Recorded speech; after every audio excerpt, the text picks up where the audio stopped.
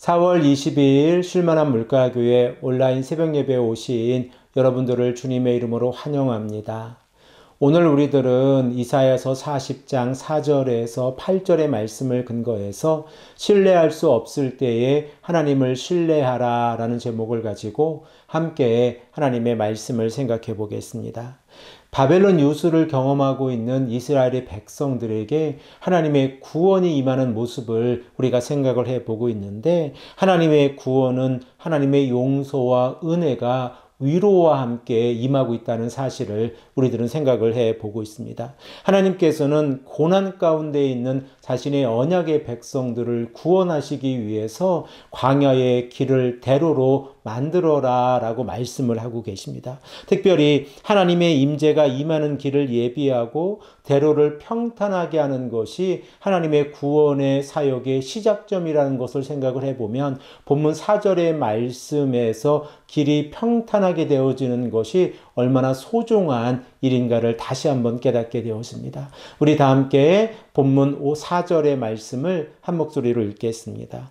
골짜기마다 도두어지며 산마다 언덕마다 낮아지며 고르지 아니한 곳이 평탄하게 되며 험한 곳이 평지가 될 것이라.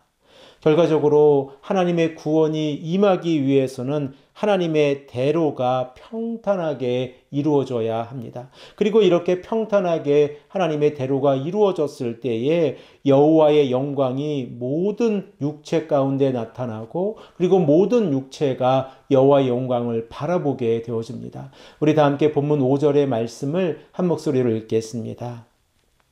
여호와의 영광이 나타나고 모든 육체가 그것을 함께 보리라. 이는 여호와의 입이 말씀하셨느니라.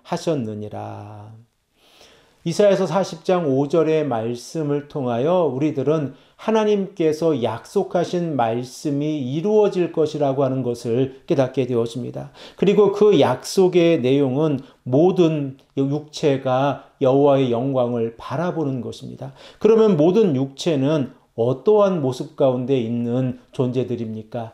우리 다 함께 본문 6절의 말씀을 읽으면서 그 내용이 무엇인가를 확인해 보겠습니다. 말하는 자의 소리여 이르되 외치라. 대답하되 내가 무엇이라 외치리까 하니 이르되 모든 육체는 풀이요 그의 모든 아름다움은 들의 꽃과 같으니. 우리가 이사야서 40장 5절과 6절의 말씀을 연결해서 생각을 해보면, 모든 육체는 풀과 같이 연약한 존재들이고, 그리고 그들의 아름다움은 들의 꽃과 같다라고 말씀을 하고 있습니다. 그러므로 하나님 앞에서 모든 육체가 풀과 같이 연약한 존재라고 하는 것을 우리가 깨닫게 되어지면, 비록 이 남유다가 바벨론에 의해서 포로의 생활을 하고 있지만 하나님 보시기에 바벨론과 남유다는 풀과 같이 연약한 존재라는 사실을 깨닫게 되었습니다. 결과적으로 하나님께서 자신의 언약의 백성들을 구원하시기 위해서 하나님의 길을 예비하셨을 때에 바벨론은 그 길을 막을 수 없다고 하는 사실을 우리가 깨닫게 되었습니다. 그래서 본문 7절의 말씀을 보면 하나님의 기운 곧 하나님의 바람이 풀과 꽃에 임하였을 때에 풀은 마르고 꽃은 시들게 되었습니다. 그러나 하나님의 말씀은 영원하다는 사실을 우리가 본문 8절의 말씀을 통하여 깨닫게 되어집니다. 우리 다 함께 본문 8절의 말씀을 한 목소리로 읽겠습니다.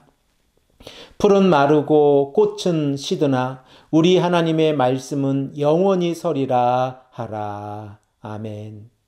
특별히 우리가 중동 지역에 5월 달에 불고 있는 함신이라고 하는 매우 건조한 사막의 바람을 우리가 기억하고 있다고 하면, 이 사막의 바람의 영향력이 얼마나 크다고 하는 사실을 깨닫게 되었습니다.